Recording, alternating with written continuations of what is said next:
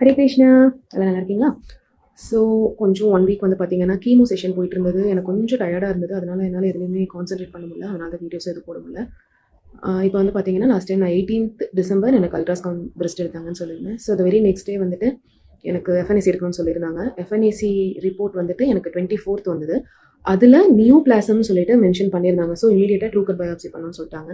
நியோபிளாசம்னு வந்ததுன்னா நம்ம biopsy report இருந்தால் தான் வந்துட்டு அதை கரெக்டாக வந்து ஐடென்டிஃபை பண்ண முடியும் அப்படிங்கிறதுனால எனக்கு ட்ரூ கட் பயாப்சி வந்து சஜஸ்ட் பண்ணியிருந்தாங்க. ட்ரூ கட் பயாப்சி வந்து அந்த அன்றைக்கி எடுக்கணும்னு சொல்லி நாங்கள் வெயிட் பண்ண சொல்லியிருந்தாங்க.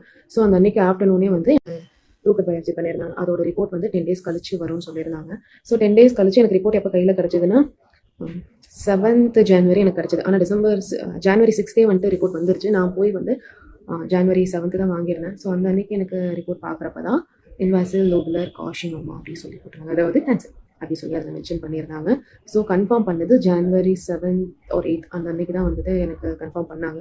ஃபர்தராக என்ன ப்ரொசீஜர்னு சொல்லிவிட்டு அந்த அன்றைக்கி தான் எனக்கு சொல்லியிருந்தாங்க.